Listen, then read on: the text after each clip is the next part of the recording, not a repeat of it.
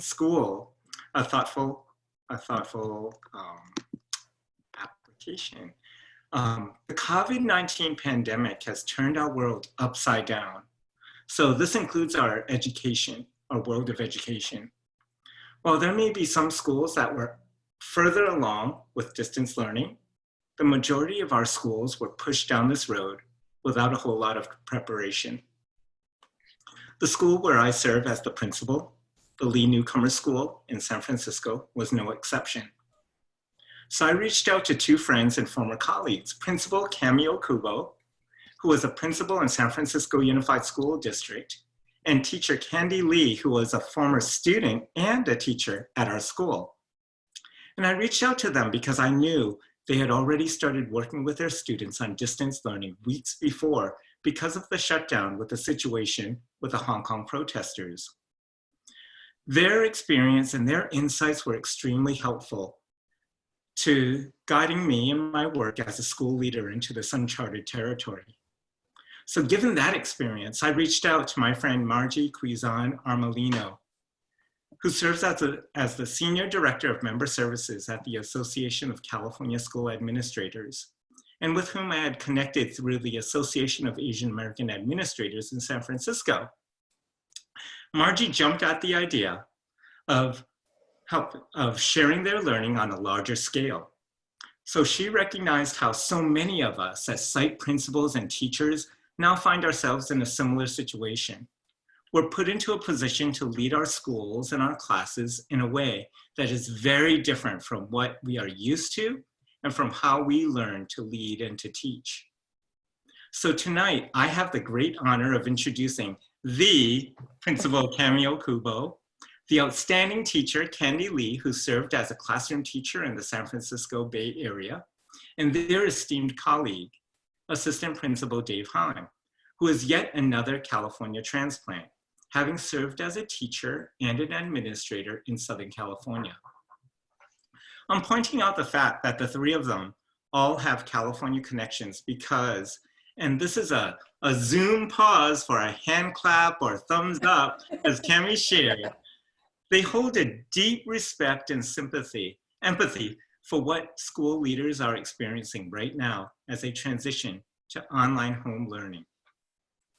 So for this evening's Zoom meeting, we ask that you use the chat function for questions during the presentation. We'll be monitoring the chat, and within the short time frame, we're gonna try our best to repose questions that encapsulate as much of what comes up from the participating audience.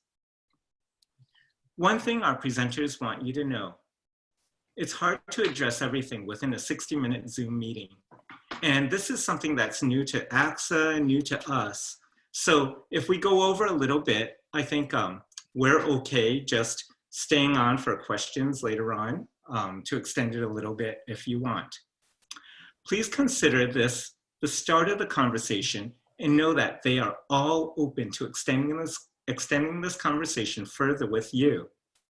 As Cami put it, she and her team at the American International School in Hong Kong are eager to support California educators and unite during these challenging times. With that, I'm now going to turn this over to Cami, Candy, and Dave. Thank you so much for joining us tonight with ACSA and supporting school leaders in California and internationally. And at this time, I'd like to express our team's gratitude to Victor for your gracious leadership. And Victor, just your natural ability to connect people wherever you go. And that's your ability to connect people virtually and especially through social media. So thank you, Victor, for that kind introduction. We start out with our hope for this presentation. So if we can go to the next slide. So our outcome or our hope in a time where we need to be quite hopeful is that as we share our school's journey, our one story, that we hope to offer guidance and reassurance as you thoughtfully plan your school community's ongoing response to what's happening right now, to what we are all experiencing, a world pandemic. So what we wanted to do is start out understanding where you are joining from. So who is in this virtual space for this webinar? So we'll go ahead and do a poll. And if you can take a moment to answer the poll question, we would appreciate that.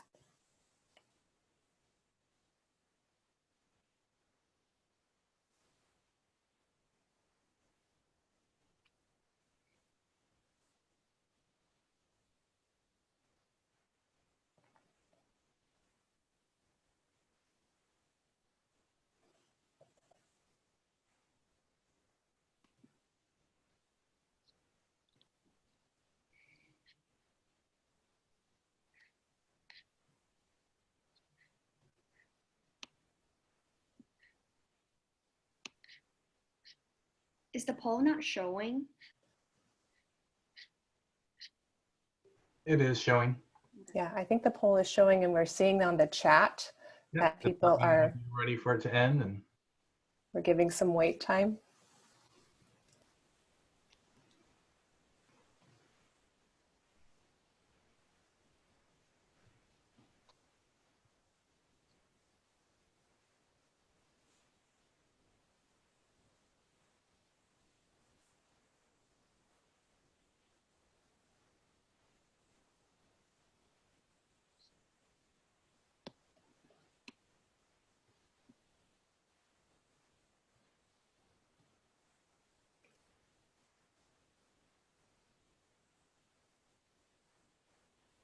Okay. And so I think we're ready to show the results.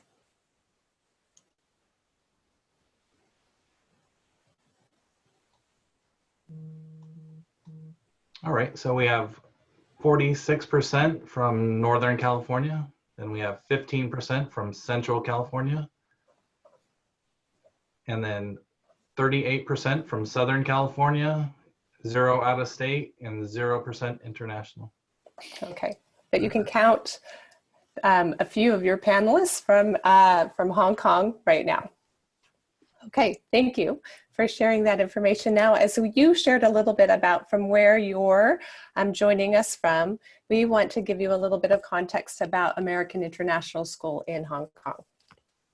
So, interestingly, school began in 1986, and the name of our school was California International School. And we were created by a family whose intent was to prepare students, mostly a local Hong Kong student population, to experience an American-based system so that they could be prepared to go to college in the United States.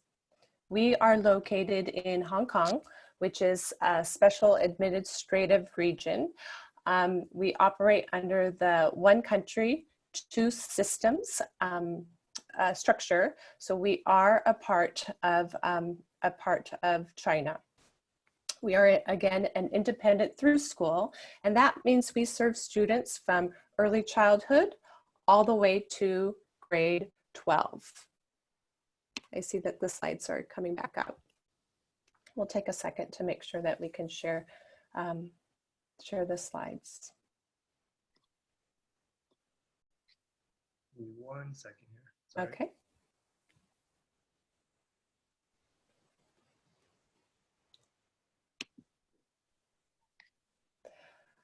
Our team is representing the elementary division, and so we serve students early childhood to grade 4, and that means we serve students starting at 3 years old all the way up to age 10. And at American International School, we have approximately 356 students, so that you can get a sense about our size. All right, thanks, Dave. And when we think about, and when you get a picture about who our students are, we wanted to share some demographics. So if you look at the right of the screen, you can see most of our students carry Hong Kong passports. And second would be US students who have US passports. Home languages, when we ask families to indicate home language, as you can see, most of our families indicate English, with 51% of our students identifying English as their home language. And then thereafter, you can see Mandarin and Cantonese students' languages are represented amongst our student population. It's important to note that many of our families do share that more than one home language is spoken at home. What we want to also share is that our journey into online school began on February 3rd. And the next slide will give you a little bit more details about how our story and how it led up to that launch on February 3rd. We are currently in week 9, and it's week 9, and right now it's a week before our spring vacation. So I think it's important to note in 2019, in June 2019, in Hong Kong, we began to see political unrest, protests that were happening weekly in Hong Kong. And you can see this first picture is from the South China Morning Post, and it's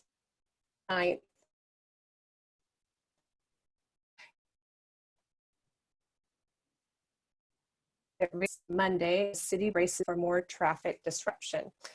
We're seeing in November was that political tensions were increasing, and so much so that the Education Bureau decided to close schools for a few days. And so in November, American International School was beginning to make plans to think about what online school would look like if we had extended school closures.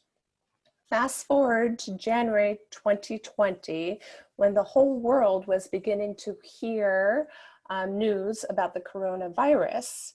You could see that this is a photo from an elevator where it was labeled very intentionally with the cleaning schedule. So it reads, "This elevator is sterilized hourly." So I think what's important to note is that Hong Kong's response to the virus and protecting the population was grounded in their experience that they had, the population had in 2003, responding to SARS pandemic. So January 25th was a time when our students and their families were on Lunar New Year holiday. And so it was then that our leadership team came together and started planning during the Chinese New Year holiday, the start of online school, which for us was February 3rd. And I think it's important to note is that in Hong Kong, that school closure timeline, our return to school was a moving date. So initially we were going to be out for 2 weeks. We learned that those 2 weeks were extended to an additional 2 weeks. Then our return date was in March. And then the Education Bureau said that we're returning until April 20th. And now there's big question marks about when we're returning. And I know in California, I just saw some news that there is extension for school closures in California as well. So the next slide indicates some of the things, the challenges that I believe that collectively we are all facing. I want to be very clear that our team recognizes that we are an independent school in Hong Kong. And we always know that schools, wherever they are in the world, have to understand their community needs. And those needs are very diverse from place to place. But I think as we were thinking about these connections that we have with one another, these challenges came to the forefront. So the first bullet reads, we are experiencing new learning at a very fast rate, extremely fast rate. And not only is this happening very quickly for us, we know that we are having to sustain this learning, this engagement over an unknown duration of time. The second bullet reads that we are supporting all of our stakeholders, that's students, families, and faculty who have diverse access to learning tools and approaches to home learning support. So really, we understand and know that at American International School, at all schools, that our families are diverse. And there's different working structures, there's different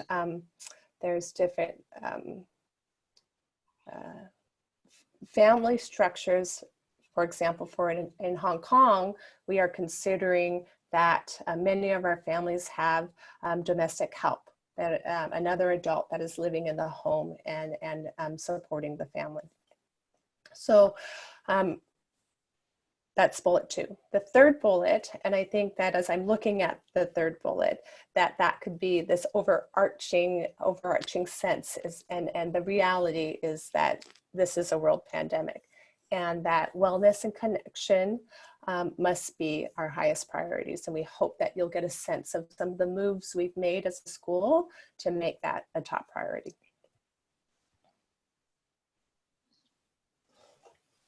Okay, so given those challenges, our team hoped to share some of the things that we found most useful when addressing those 3 bullets. So we wanted to share that from the very beginning, our leadership team was meeting daily up to 2 to 3 hours a day planning for online school. And part of this work was really knowing that we needed a very, very coordinated approach to how we were communicating with all of our stakeholders. And so right away we knew that we wanted a coordinated approach to train our stakeholders to expect and know when they were going to be hearing updates. So for example, our head of school will send out messages on Friday. And in her messages, she will always include a FAQ for families. And in that FAQ, it changes week to week. But some of the questions that were coming up for us were thinking about, because we were returning from Lunar New Year break, we were asking our families to fill out a family declaration form where families had been traveling. We outlined expectations around quarantine. We wanted to reassure our families that we had a very thorough cleaning schedule, and that we had access to hand sanitizer as we were preparing for a return date to school. We were independent schools, so we had many questions that were coming with regards to fees and potential refund of fees, and some questions around spring break and summer vacation and extended school year. So depending on your school community, on your school district, I think it was very helpful to have, and continues to be helpful to have, an FAQ part of that family communication. So head of school sends the message first, and that would be coming maybe from your superintendent. Thereafter, divisional principals communicated Friday afternoon with our families potential shifts that would be happening in the following week for online learning. So we would send that out Friday afternoons. And then teachers would have access to templates that were created by the principals, so that they could use that information to post letters and communication to their families the following week. So templates were useful because again, we're thinking about our faculty and the demands that are coming to them with professional learning for this online school to launch and use the digital tools. So having that time to and access to a template, we found very, very helpful. From there, our student support teacher, who is here and present, Miss Candy Lee, she takes that information that's communicated to all stakeholders and helps to create videos every morning that are sent out to our community, Monday, Tuesday, all the way to Friday. And so here is an example of how Candy has taken the information from our coordinated efforts and brought that to our community in a video. Good morning, everyone. Today is Monday, March 16th. Welcome to week 7 of AIS Online School. It has been wonderful seeing many of you on Zoom. This week, we're bringing specialist teachers to Zoom for all students. You'll have the opportunity to join a Zoom session with Ms. Shackleton, Ms. Martin, Ms. Angel, Mr. Lee, or Mr. Howard on your specialist day. Students, please make sure you watch your teacher's videos and read their instructions carefully. You may sign up for a Zoom session with your teacher if you have questions about the assignment you're working on. You will receive an email later today for more details about signups. Grade 3 and Grade 4 students will have the chance to sign up for an additional Zoom session with your homeroom teacher this week. Please be on time and make sure to find a quiet spot to attend your Zoom meeting. For today's Mindful Monday exercise, I'd like to teach you to sit still like a frog. All you need to do is to find a place to sit with your back straight, your legs either crossed or stretched out, and your attention focused on yourself. Let's take a moment to find a comfortable seated position together. Ready? Frogs can jump really far and croak really loud, but they can also sit very still and do nothing. Frogs also may find it difficult to sit still at first. Their arms want to move. Their legs want to move. But the more you practice, the better you'll get. And then you'll enjoy doing nothing at all, except to sit still as a frog. If you like, you can close your eyes or half close them. Just do whatever feels good for you. And now, just like a frog, you're sitting still as you possibly can. But to be still, you need attention. Attention and calmness. Your legs are still. Your arms are still. Your bottom is still. Even your head is still and calm. And while you're sitting here, maybe you notice that some part of you is always moving. Okay, I think that gives a perfect sense about an example of how Candy was reinforcing that Zoom schedule, and it happened to be Mindful Monday. And so it was perfect how perfect was that to be able to remind ourselves to sit still? I'm having a hard time feeling that I can sit still right now, but okay. I wanted to, as part of this thoughtful approach to communication too, we wanted to share that it has been truly helpful. I think that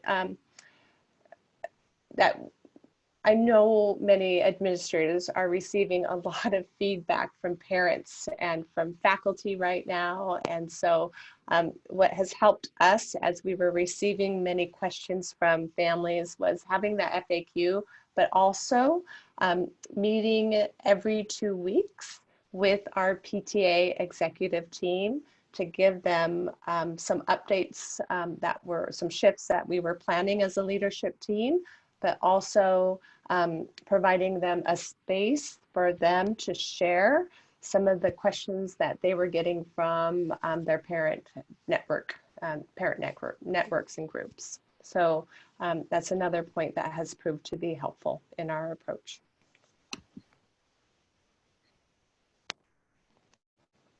Okay, so we wanted to share a little bit of information just to sort of give you a pacing as to how we launched some of the online learning. So in week 1, we started out with daily emails. Teachers were sending a daily email at 3:30. So we had pushed it even to think that coordinate with our teachers that they were sending communication out at the same time. The reason why coordinated communication was so important is that we recognized that our families were seeing into teaching and learning and classrooms in a way that was very, very different from our typical regular school day. And so we wanted to protect teachers and grade levels to be so that they were consistent and that they would that they wouldn't be compared unfairly from classroom to classroom, from grade level to grade level, from school to school. So this is really, really important.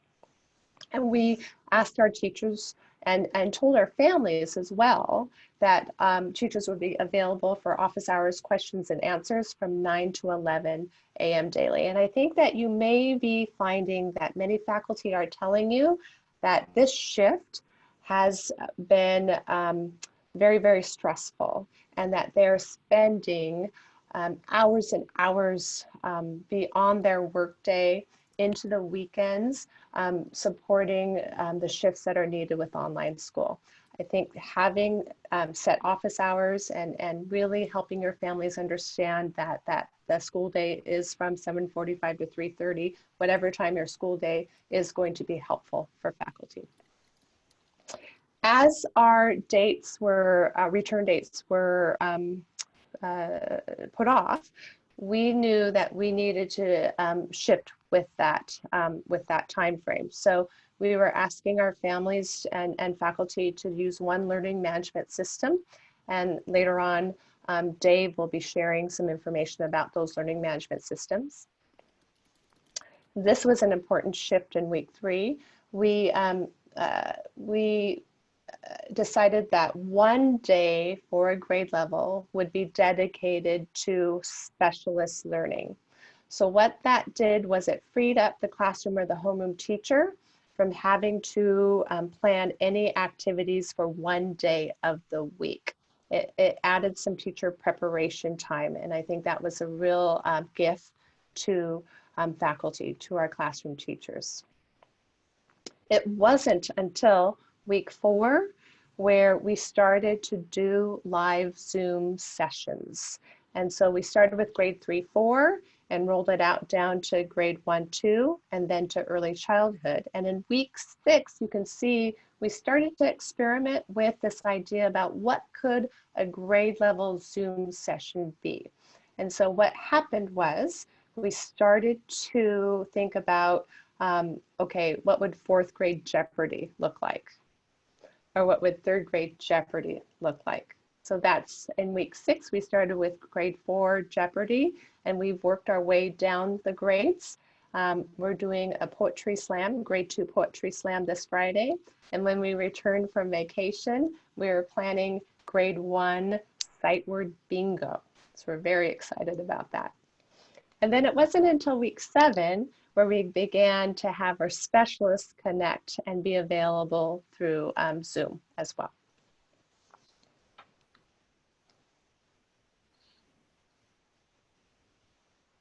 So part of the reason why it's important that, that we took these small steps throughout our time was that launching Zoom, you have to consider many things, and I know that your districts and your schools are thinking about this. So within your own child protection policy work, we wanted to make sure that what we were doing with online school was aligned with our child protection policy. We knew that in an independent school that we relied on our own few people resources to get our families connected to that Zoom application on whatever device that families were using at home. So we prepared teacher videos as well as parent videos to make sure that people felt supported in using these tools. Not only that is that we added an etiquette videos. So we were beginning to set norms and help our families and students understand what are the norms in the Zoom sessions. And of course, those needed to be reinforced as the teachers were starting with their small groups. We made sure that we sent the message that the Zoom sessions were optional. And I think that's what many schools right now are considering, this idea that much of the work of online learning, because access is a question, because we know that for us, many of our families were in different time zones, that there needed to be some flexible scheduling. And again, the last bullet you can see, start small and build up to bigger, maybe whole school, grade level Zoom sessions.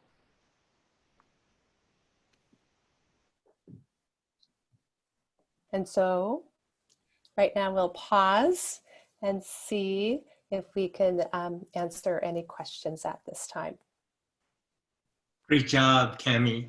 One question that came up is from Shelley Ryan. How can we systemically approach the social, emotional, academic connection through collaboration, cooperation, integrated efforts? Social emotional connection. It's wonderful to have Candy Lee here as a member of our team. She is our student support teacher, and this is her first year in that role serving American International School students. And so most definitely this is a high priority for our community, and I think it's woven into all of our work. And I just had a conversation with a teacher talking about how Zoom has given us that opportunity to see the faces of our students, see the faces of our faculty, to hear their voice and check in to see how things are happening, how people are feeling about the experience. I think another systemic way that was important is that right from the very, very beginning, American International School surveyed students, faculty, and families to get a sense about how they were accessing the learning, some of the challenges that they were facing, and we poured through every single comment and read every one of them to consolidate some of the themes that were coming forward for us in our effort to do and respond and make systemic changes with our programming. Dave and Candy, I'm leaving space open to share anything else that comes to mind in our work.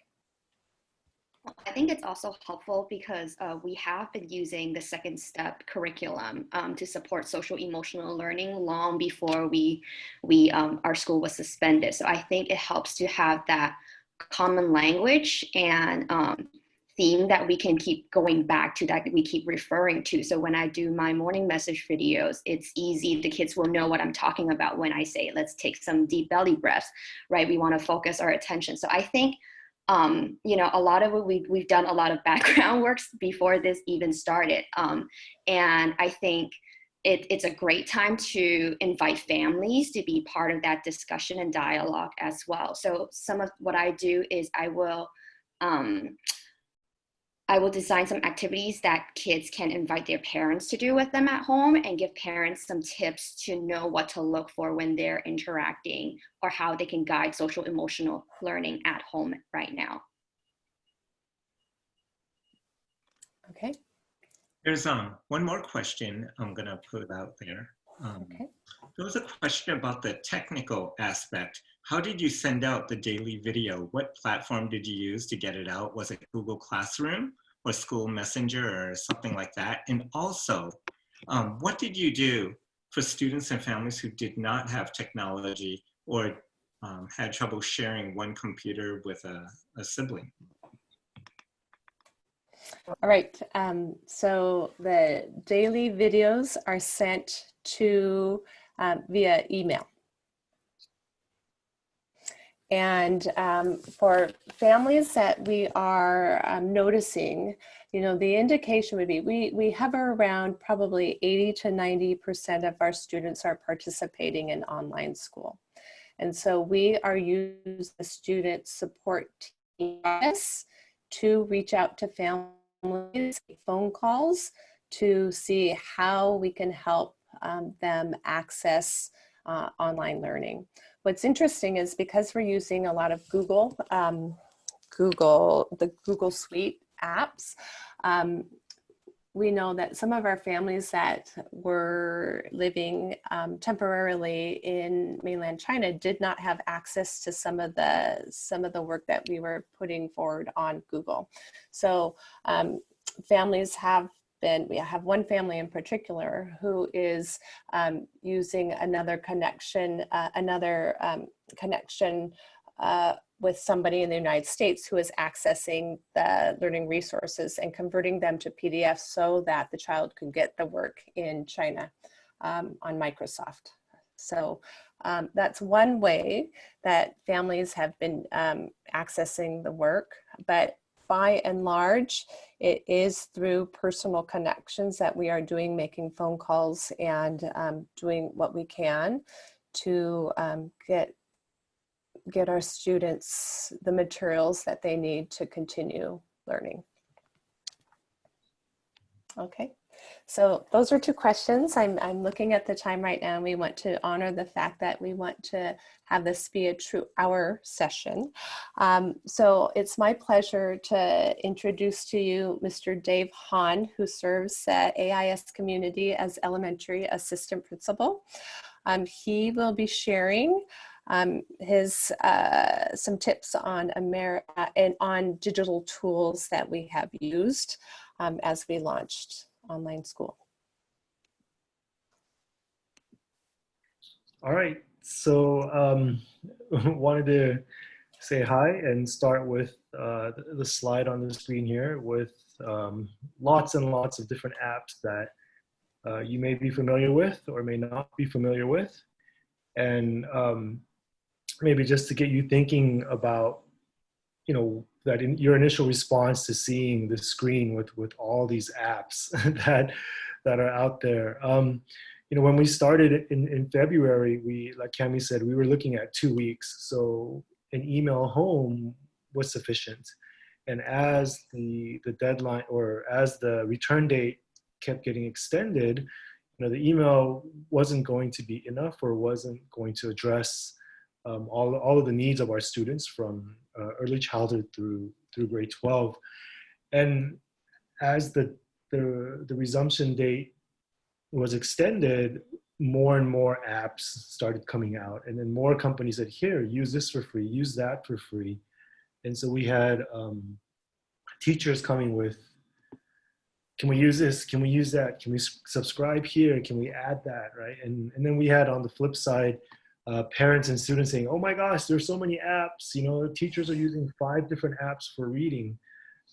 So, you know, one of the things, first things we did was we surveyed our families, we slowed down, and we said, let's simplify, right, and make things consistent for all of our stakeholders. So very early on in week 3, we made a decision to use Seesaw and Google Classrooms. And part of that was because these 2 platforms were already in use at our school, right? So we already had experts and we already had teacher leaders who could help support each other in Seesaw and in Google Classrooms. For early childhood 1 and 2 and grade 1 junior, which is the equivalent of kindergarten, we went with Seesaw. And we also asked our specialists, so art, Mandarin, music, and PE teachers, to post their activities in Seesaw. So the families and students only had to go to one place to access their learning. And then we did a similar thing in grades 1 through 4, and we asked our homeroom teachers and our specialists to post in Google Classrooms according to their grade level. Again, to create one place, like a one-stop shop, or that dashboard, however you want to describe it, where our parents and our students can go to access learning. And then, because elementary school is early childhood through grade 4, we have a huge variety of age and stage. So for grade 1 and 2 students, we created Google Classrooms for the parents to access, because our 1s and 2s, they need more parent support. And for grade 3 and 4, because they were already using Google Classrooms during regular physical school, we continued using student accounts in Google Classrooms. A couple questions that have been popping up on the chat, about video lessons and what we were using. So hopefully this will address that. Again, one of the first questions was, how do I deliver content? What do we do? What do we use? And two tools that seem to be working very well for American International School. From the very beginning, one of them was called Loom, and that is what Candy used to make, that's what she still uses to make her daily messages. You saw on her video, her face was small on the corner. You can also make it a little bit bigger to be in the middle. So EdTech, will use Loom to create support videos for faculty and for families and for students. Click here, click there, open this, close that. Candy, as we said, and we also have our teacher aides and our librarian creating read alouds for our students, and we have a bank of read alouds where they can go in and hear and see and watch our faculty read books for our students. Along with that, teachers kind of discovered Edpuzzle, and Edpuzzle is really nice because you can take a Loom or you could take a YouTube and you can embed checks for understanding, right? So you can, at 2 minutes in, after 2 minutes of watching a video, you can ask a multiple choice question, you could ask an open-ended question, and you're getting assessment and feedback from students to see how engaged they are in watching that video. And all of these things are posted in, again, Seesaw or Google Classroom, so the students, the families go to that one place, and then their activities are posted in Seesaw or in Google Classrooms. Okay. And then, you've taught something, so how do you get feedback, right? How do you get student voice? How do you assess? And these are all huge questions that we're still figuring out and navigating. But these are 3 ways that we're seeing some pretty good success at AIS. So starting from the left, the Padlet was one of the first things we looked at, to kind of share information with each other, to give faculty a way to post, to ask questions. So our EdTech coordinator, he put together a Padlet. Here are some digital tools that we want to use as a school to be consistent. And the student support and counseling team put together an AIS faculty wellness wall, just to, again, creating that community connection. Here's a yoga video, here's a workout you can do in a very small space in your apartment. Don't forget to smile. So something internal for our faculty to stay connected. We saw a number of teachers use Flipgrid to post questions and get student feedback and student responses. So you see here, fraction time is, from the San Francisco USD math curriculum. It's a math talk that Mr. Lee was doing with our students. So he posted the math talk with the video, what fraction do you see? And you can see in his class, he had 21 responses from his students saying, oh, I see a half, I see a fourth, 2/3 are red. And so he can gather that feedback from students and obviously students are working at a certain pace. It's not all at one time, at the same time. Students are checking in according to the schedule that they have at home, with their families. And then the very last is, we use Zoom to, what would it look like if we had all of the fourth graders together and we played Jeopardy online? So, we put together a Jeopardy. We invited all parents and students, and it was a little clunky at first, but just to see, I think we had about 40 students at one time on all the screens, kind of participating, clapping, smiling, throwing out answers and being in the chat. So it created that engagement piece, that connection piece where, the students are probably really missing recess, right? So it was kind of a fun way to all be together, see their teachers, be a little silly and have a little fun. Right? So, tech-wise, that was a very quick, short rundown of some of the things that have worked for us. There's so many more questions and so many more options out there, and I think it's important that you select what works for your community. Yeah. Want to segue back to the AIS faculty wellness wall, and wanted to introduce or reintroduce Ms. Candy Lee. As Cami said, it's Candy's first year at American International School, and she is our student support teacher. So she does a lot of that quiet background work that might address a lot of the questions on the chat regarding students that have additional needs, our student support plans. We don't have IEPs like public schools do, but we do have students who need support, and we do have a plan in place, and Candy is amazing at helping our teachers support our students and support our teachers. Right? Thank you, Dave and Cami. So yeah, as a student support teacher, one of the main responsibility for me is to ensure social emotional learning among our children. And many of you have said that social emotional learning is more important now than ever as we are facing these challenges that are just unprecedented. But what I want to touch base on today is how the school administration has taken care of our faculty, has taken faculty wellness into consideration as we were planning the shift to online learning. So one of the most important piece, the basis of our school is that we have 3 core values at our school, and love is definitely one of them. And we have a strong culture of gratitude, and it's reflected through all the work that we've done. Our leadership team prioritizes gratitude, and we always start with gratitude before we start any faculty meeting.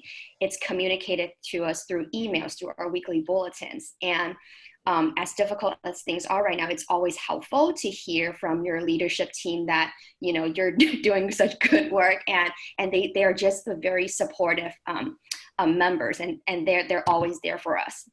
And as part of the counseling and student support team, one of the first things that we did when we shifted to online learning is we also sent an email to all the faculty members about self-care. What do you do to take care of yourself and your loved ones first?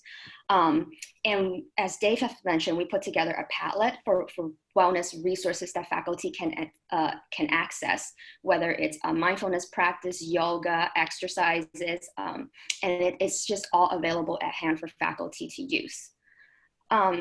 Another layer of wellness that it's very important is physical safety. So some of you has asked if we are all working remotely, and as you can see from our background, we're all working from our living rooms right now. And I think, I'm really thankful that the faculty was not asked to work on campus when schools were closed. So I am working from home for 9 weeks now.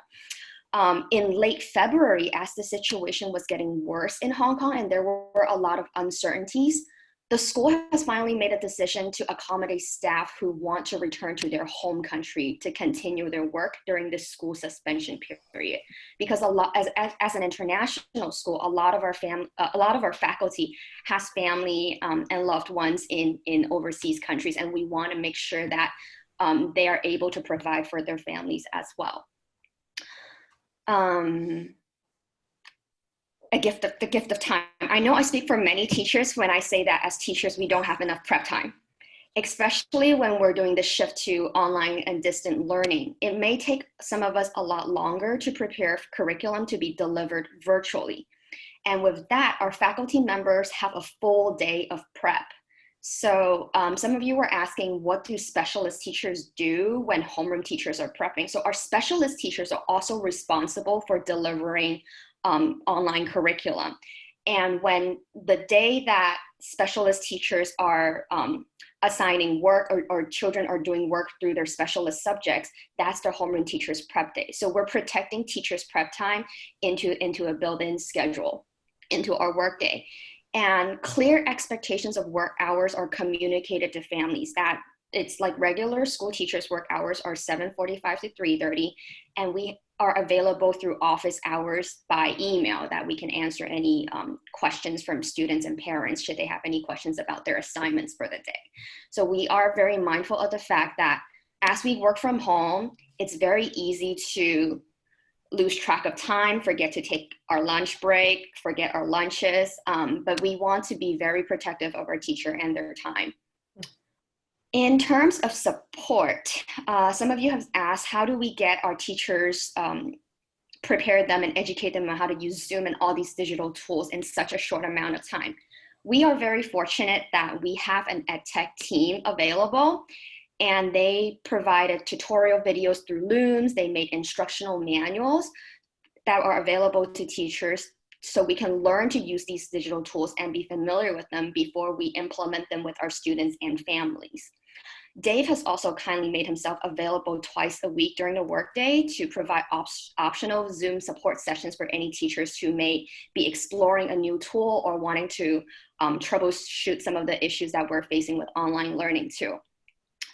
Another layer of support Cami has mentioned earlier in regards to coordinated communication. And what she does is she drafts email templates for teachers to use.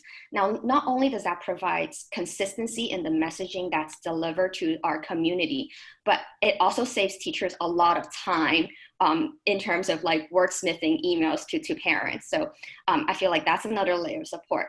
We also rely on each other. As Dave has mentioned, some of the teachers may be more familiar with some digital tools or platforms already. So teachers are able to rely on one another for technical support.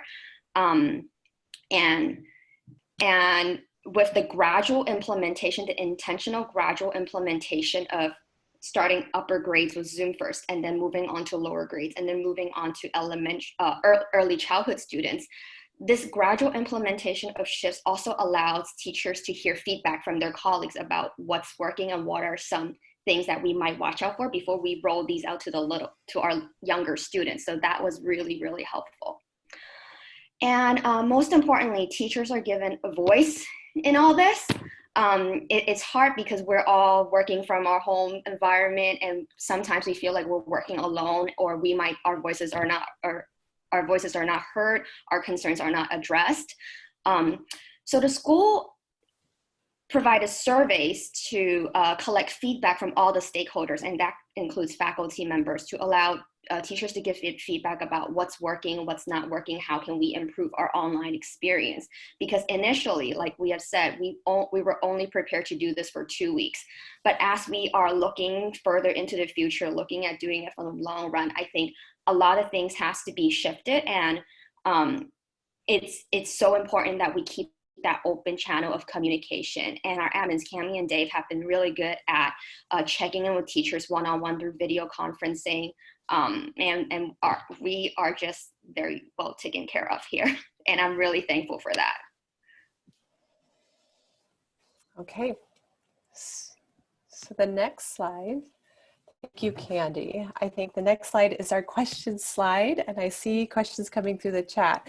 But what I really wanted an opportunity to do is share this photo of one of our first whole ES faculty meetings. And here you can see we are here showing our lab, and I want to share very publicly right now that the elementary team of teachers, teaching assistants, are to be commended for that quick.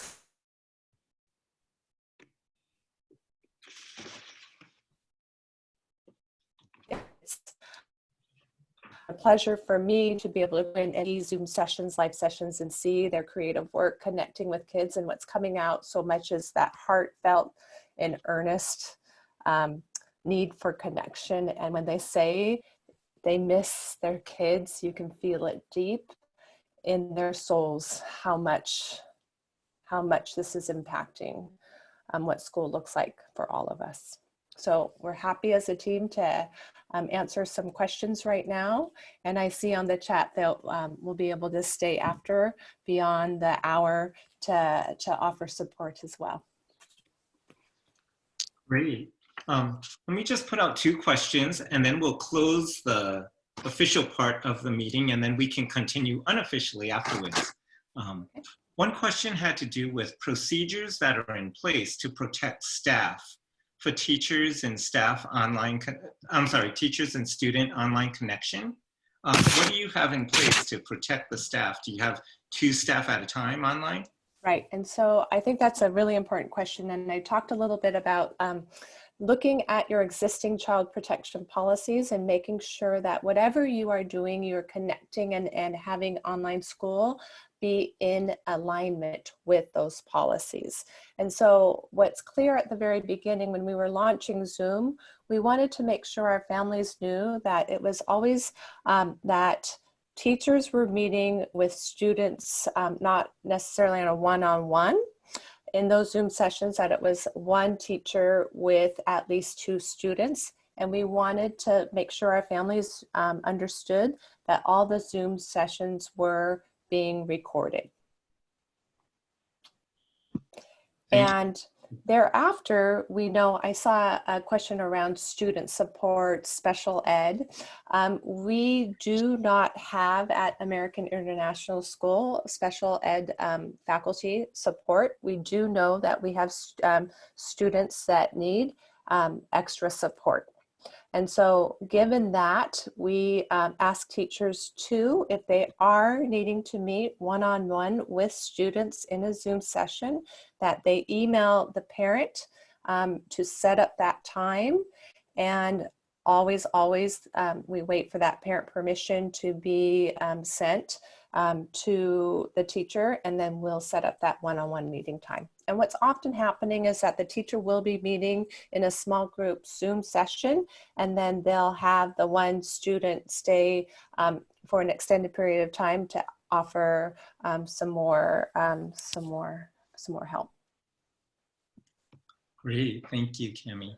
And our last question here before we go into that unofficial period, how do you ensure engagement, attendance and participation from students in accounting the grades?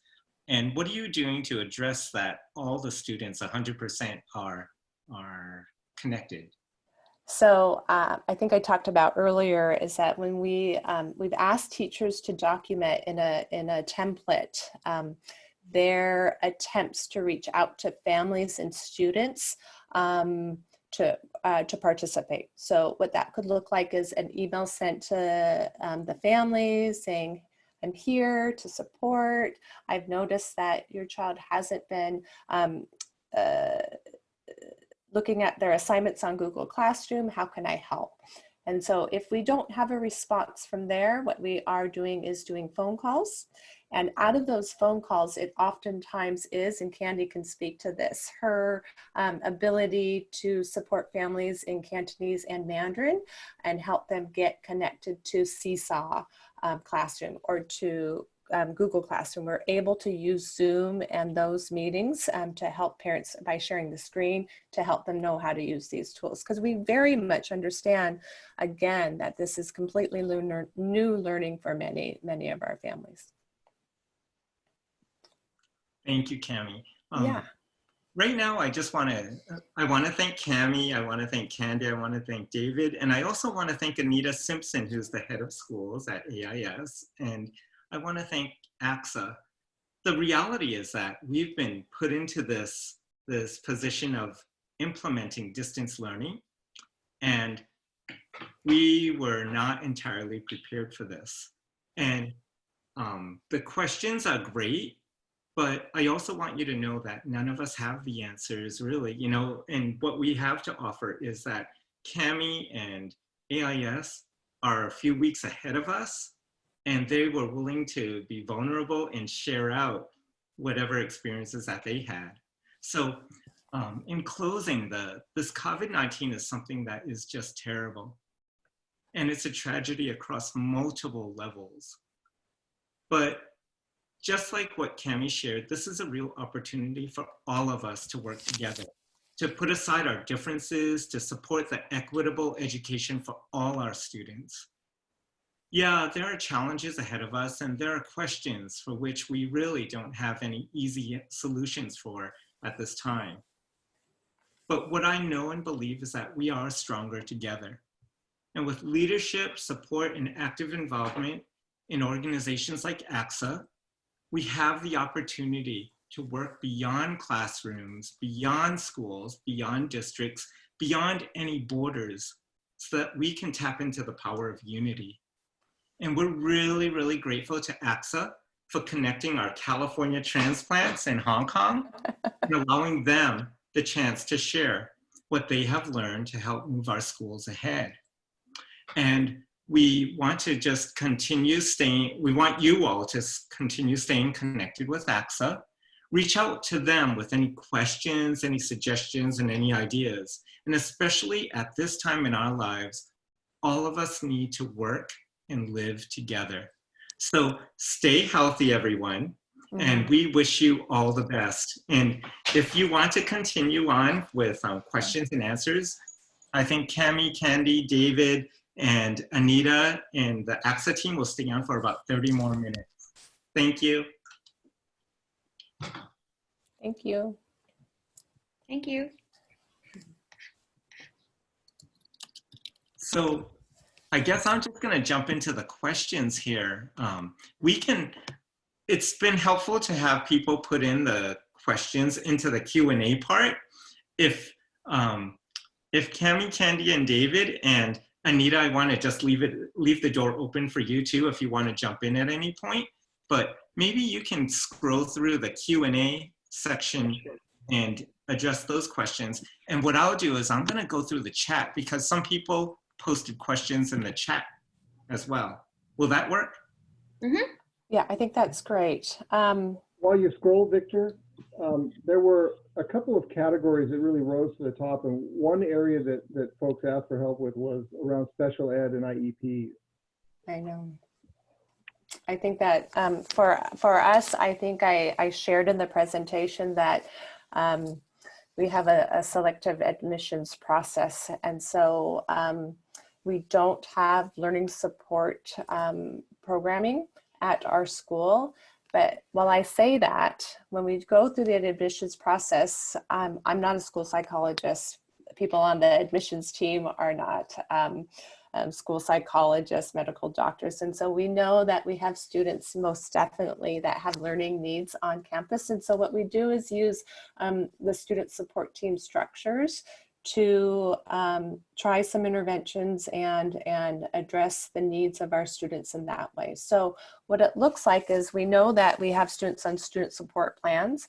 And so we, as much as possible, are connecting with those students to offer additional support. And that would look like, when I referenced this, the idea that teachers were meeting one-on-one with parent permission to provide extra learning support, that's what it would look like.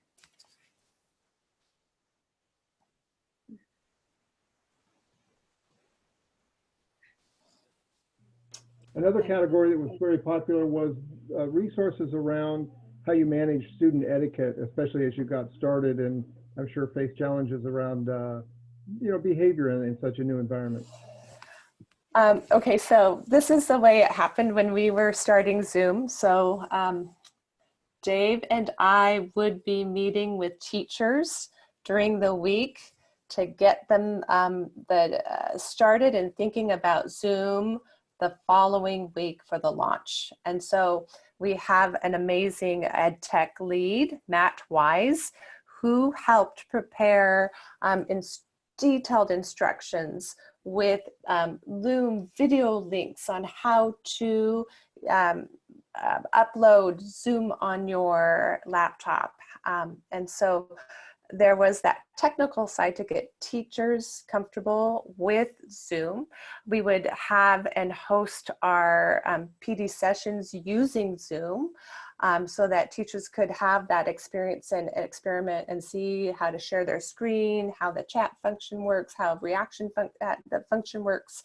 And so that was the lead up. So to get our families ready, there was an email, and again, an email template that the teachers would send out asking families to have, they had Zoom homework over the weekend. And so they would have to follow Matt's directions on how to get the device, download the app onto their device, how to do a Zoom test over the weekend at home to make sure their microphone and video camera was working properly. And then I prepared a video for families to review the etiquette. And so what that looked like is saying to families, please make sure that when you have your Zoom session, you're choosing a place with no distractions, to be considering your background without distractions. And for us, it was make sure that you tell your siblings that you're in this Zoom session so that you don't have the many interruptions that could happen in a Zoom session. No toys, no siblings. What else did we say? Oh, and pets. Right? But as you started, right, you could say that this is the Zoom etiquette, but naturally our children wanted to bring things to share and wanted to say, oh, here's my sister. And so there's some flexibility around that. So, so what it looked like is a Zoom etiquette video, Zoom video that would go out on Friday. And on Friday, there was a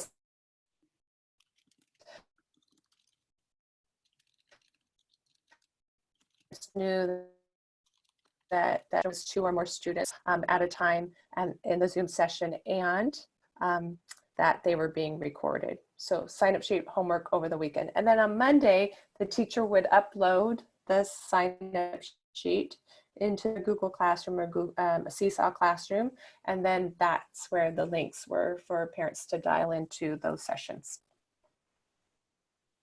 I think it's also important to help remind our teachers that, you know, to treat your first Zoom session or first online session like the first day of school.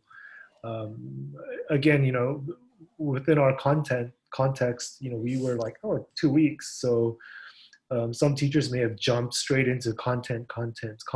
And, you know, 8 weeks later, you know, my feedback would have or could have been or should have been treat it like the first day of school, right? Reestablish routines, because your classroom is completely different. You know, what's in a student's home is very different, you know, depending on where they live, who's at home, whether they have parent support or not at home. So, you know, we have to remind our teachers, treat it like a regular class. You know, don't jump straight into teaching. You know, do the routines. How do you raise your hand? How do you ask a question? You know, and then go over, you know, what a good setup looks like, right? Because you would do that on day one. This is how you get your writing folder. This is how you get your math folder. So we kind of have to remind our students, that's all part of that Zoom etiquette, Zoom training piece. And it's almost like, spend the first week establishing routines, because we know it's going to be an extended time.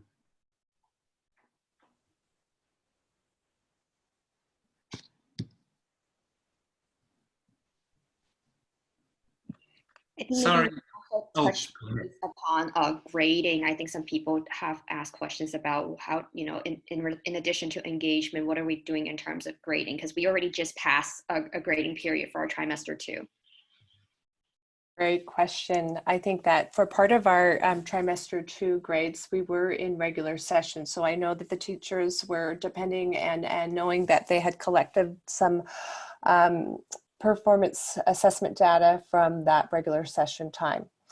And we also know that during trimester 2 is when we started online school. And so teachers were taking assessment and measurements from student participation. I think what we're knowing is that we are not going to cover as much material as we were planning to cover for this time, right? And so what I've heard people say often is that you have your teachers and you coach them, and they know that they have this plan to do this work, and then they cut that in half, and then they cut it in half again. That we've had to adjust our expectations and take feedback from our students and families. So we anticipate that there will be some not assessed grades on the report card. And what we have clearly done is indicate on the report card in the comment section that due to the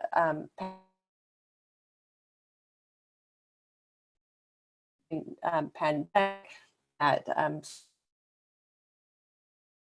it's very clear that's an unusual year.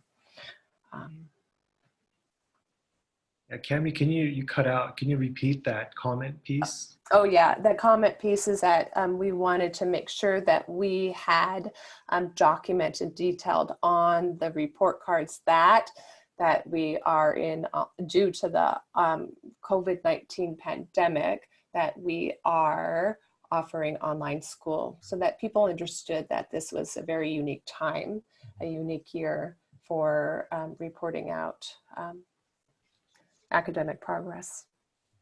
What's interesting, though, that I think will be helpful for schools is that it is a unique opportunity to highlight how students are accessing and thinking about technology standards and digital literacy, digital citizenship at this time. So we work it so that our teachers do pull comments from a comment bank. So they have for each two are differentiated. So what we saw, and we uploaded new comments to our comment bank that were really pulling out students' work with technology standards. speaking of differentiation, there was a question about staff. Were all your staff ready to roll with the technology, or did you have to differentiate? And if so, how did you do that? I would say no. I think just like our students, our faculty, you have people who are really comfortable, and people who are just like, I can't do that. You also have staff who are like, they'll try every single app trial that comes out there. And then you have staff that are like, no, this is my one app and I'm only using this, so again, in our context, we had to jump in fairly quickly. And so there's a lot of flexibility that, you can provide certain frameworks, but within that framework, there has to be enough flexibility for our teachers to to kind of try things out and figure out what works best for them within reason, you know, because we do want that consistency, one learning management system. But it did take time, and it took some, you know, gentle nudging and you know, to get our faculty there. And again, like our classrooms, you know, there are still faculty who need more coaching, and there are some who've really taken off and now are like, hey, let's do this, let's do that, or we say, hey, why don't you ask so and so, because they seem to be the expert, they use it every day. But yeah, there does have to be a fair amount of flexibility within certain frameworks or constraints that you set as a school. And when I was doing, oh, sorry, Cami, go ahead. Go ahead, Victor. No, go ahead, Victor. Oh, one of the things I really appreciated in the pre-planning for this, when I talked to Candy and when I talked to Cami, I think you had mentioned that right now, online, you see a ton of information. Everyone is sharing all these apps, all these articles, and all their opinions about what works and what really works really well for them. And I think that you both reminded me, less is more, to focus on what your team is most comfortable with, that will do the job well right now, and focus on that as a starting point, and then do it one step at a time, one step at a time. Yeah, and I think that what's powerful is that as administrators, getting right in there with faculty and demonstrating using these tools as well. So we were starting to use Loom, and Loom was the new app for me, and saying, okay, I'm going to get in there, I'm going to do a Loom video, and we're going to record it again and again and get it right. It gets easier over time. Right, Candy? Definitely. Yes.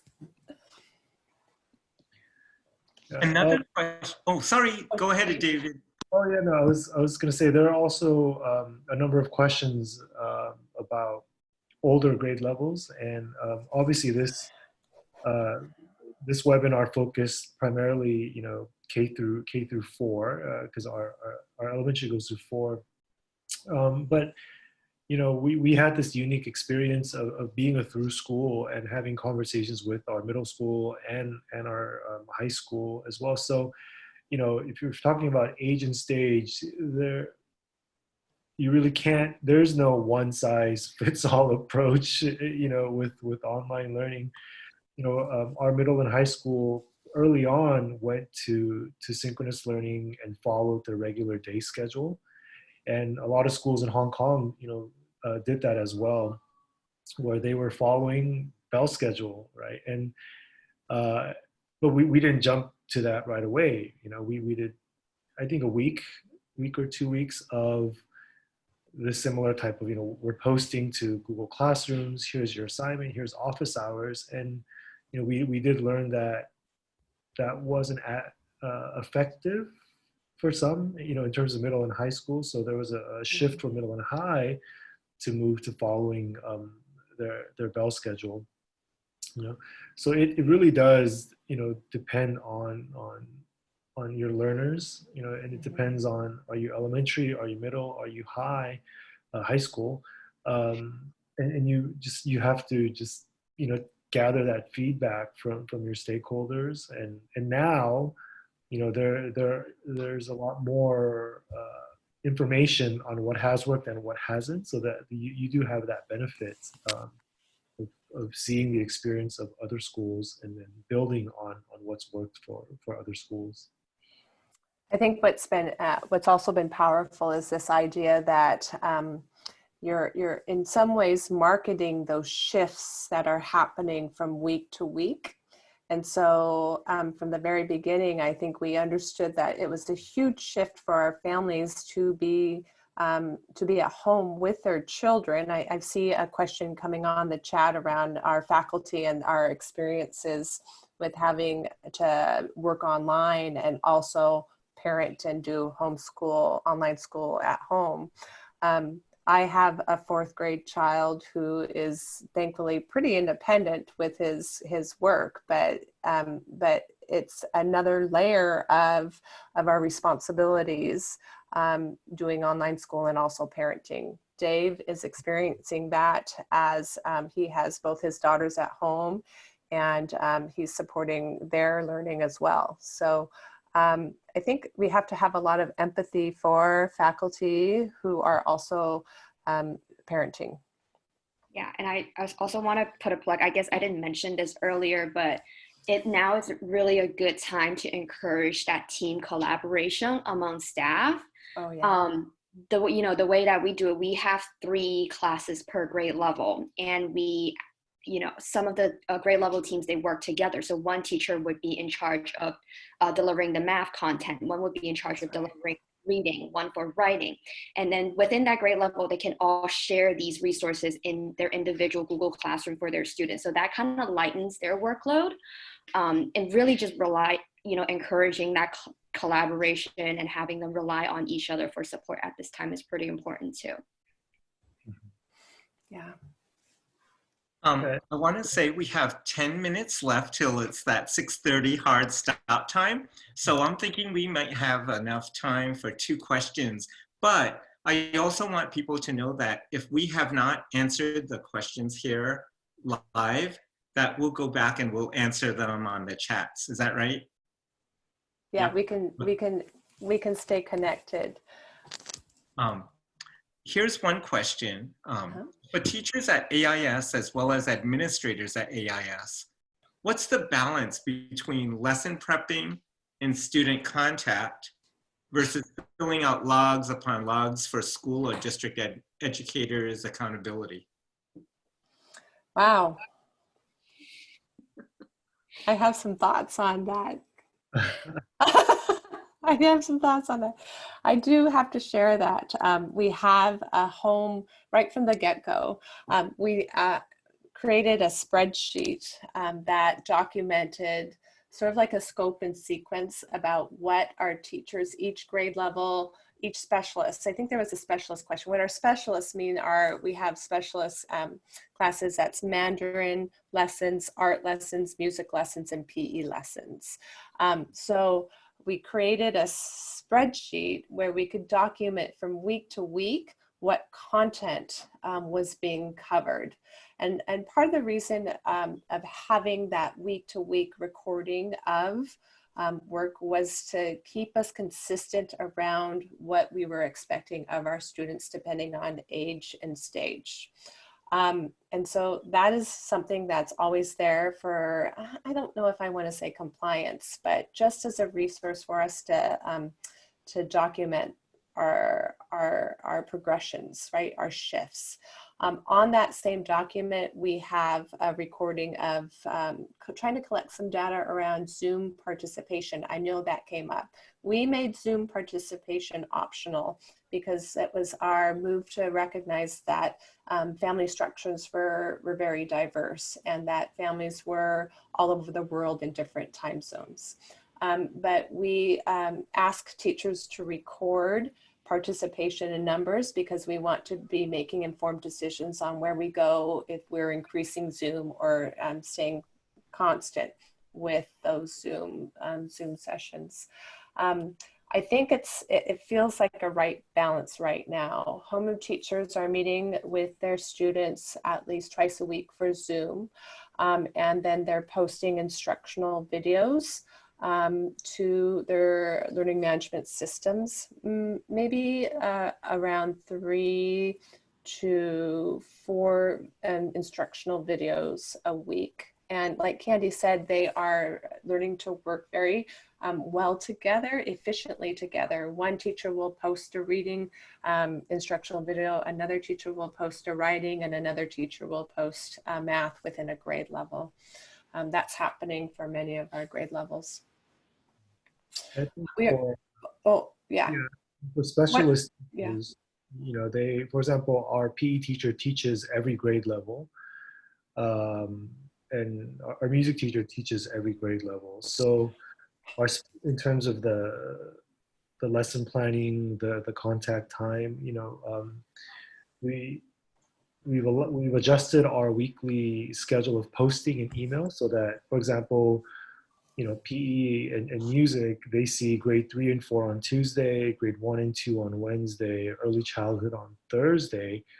And those are the days where the grade 3 and 4 students, they won't have any homeroom activities, but they just have PE, music, Mandarin, art, right? So that's kind of how the flow of the schedule works, so that our art teacher, she's posting at least 3 times a week, and then she'll have a prep on either end.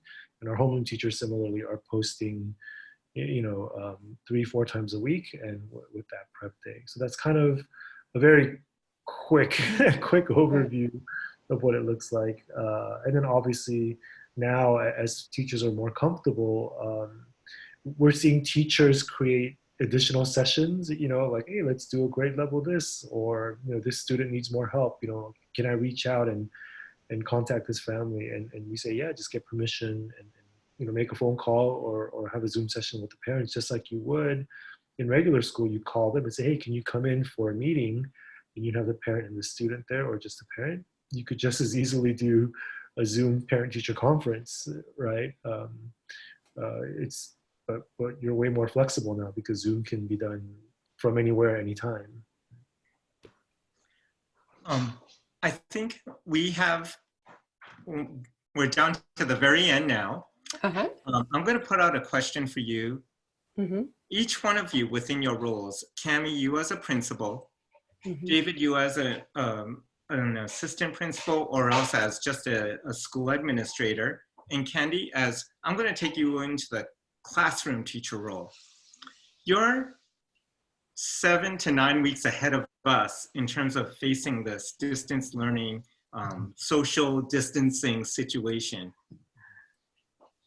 I want you to think of one piece of advice that you would give to us facing this right now. Like, what's your one nugget that you would want us to, you would tell yourself 9 weeks ago when you're facing this, like, what's that one piece? While you're thinking, I'm going to close up by thanking ACSA one more time. Yeah.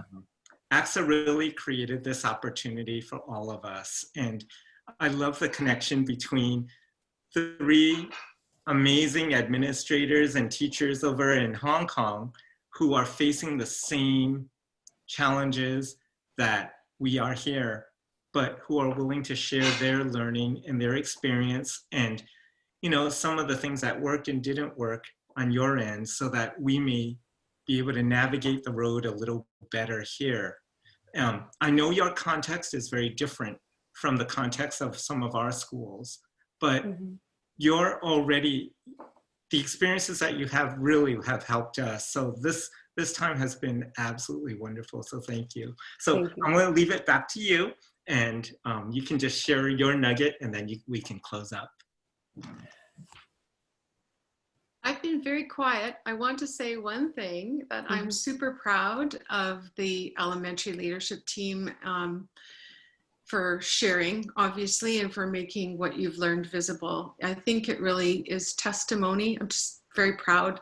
It's testimony to the kind of culture that they've created that enables our faculty to connect so deeply with our kids. And I think that's because it's modeled, as you can see here, through this amazing elementary leadership team. And my one piece of advice would be equal parts curriculum and equal parts care, because it goes back to that old adage, people don't care how much you know until they know how much you care. And our elementary team really cares, and they show their love all the time. And I think that's how our culture and our connection has stayed as healthy as it is. It isn't perfect, but it's in pretty healthy shape. So I just want to share my true gratitude. I'm just sitting here like a proud mama bear through. So thank you for the opportunity to add that. Anita, I also want to jump in and thank you. Yes. I didn't mean to leave you out off the invitation list, and I'm glad that you jumped in. And as much as you appreciate the positive tone and care that your team has, I'm going to tell you that we as administrators, we as school leaders, we set that tone. And in times when we're successful, we defer that right back to the team and we credit the team like, you know, any great administrator. And you just showed that. So thank you. Thank you. So, so maybe I'll just share really quickly. I think that 9 weeks in, I'm going to tell you that last Friday's email to the families was to say, as you social distance, please keep in mind that there are opportunities for you to connect, virtually connect with play dates with other friends and family. And I think that being 9 weeks in, I would have liked to have gotten ahead of that parent support piece, and that maybe holding some more parent workshops. We met with the PTA regularly and we'll continue to do that. But I think that there's something to be said about having some parent workshops and having a space for parents to share some of the things that they're going through and giving some tips. Because I've done that through phone calls, right? I've made some video phone calls with families that have reached out to me, and I just love to have face-to-face conversations, and I'm missing that. So having that chance to see a parent face-to-face and talk through some of their questions and concerns has been powerful. But I do think parent workshops is an area that moving forward we'll start planning more.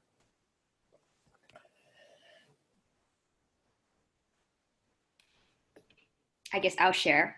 I think the biggest piece for me through all this is just seeing and embracing the opportunities that are posed by the challenges that we're facing. You know, there are a lot of messages online about how it's very challenging, it's difficult, we really don't know what to do. And we just need to be kind to ourselves. And, you know, the first 2 weeks into it, we're like, yeah, great, I don't have to change to go to work. You know, but as time drags on, it has taken its mental toll, and we need to be very proactive about what we're doing to take care of ourselves, and just using this as an opportunity to better ourselves, right? Many of us are learning new digital tools. It's helping, as a teacher, it's helping us rethink how we can deliver instruction. You know, what's more effective? How can we change this when we do return to physical school? When I work with parents and families, the message that I give them also is to embrace this as an opportunity to get to know your child and their strengths better, use this as quality bonding time. You know, now's a great time to really model risk-taking with learning new things and handling mistakes. Model and instill resilience, perseverance, and grit, because these are things that we talk about all the time, but now it's really the time to show and model and teach it.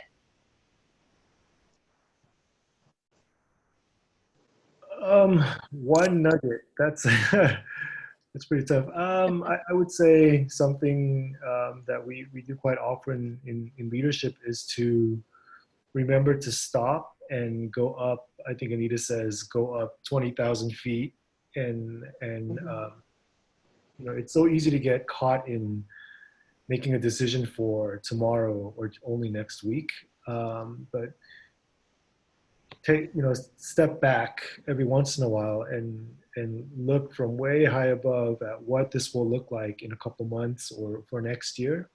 And as you make certain decisions or shifts or changes, are there any that are sustainable for your practice next year and the year after, just because it's good practice, you know? So before you subscribe to 50 billion apps, you know, make sure it's something that is going to be sustainable, because you're going to put a lot of time. You're going to get really good at using these different tools. Let's not just stop that, you know, when the pandemic ends, right? What are the tools that we can implement now that are sustainable for next year, the year after? You know, what are those practices that work now that will continue to be work well for us when we're all back together face to face? If I might, Cami, Candy, Victor, David, Anita, just speaking for Margie and Josh and the whole ACSA team, I cannot tell you enough how enjoyable the preparations were, our live rehearsals and all that it took to get ready for tonight. You all did a wonderful job. This was a resource of great value to our membership. The excitement in the chat was palpable. There, I don't know if you saw, but there's a rolling thunder growing for episode 2. So we'll see what we can do there. But just speaking for ACSA, thank you very much. This was of great value to our membership, and we all wish you continued success in the work you're doing. Tremendous job. Thank you. Thank you. Wishing good health. Thank you, everyone. Thank you, everyone. Thank you. Bye-bye. Bye. Okay, we'll end the meeting. Take care. Bye-bye.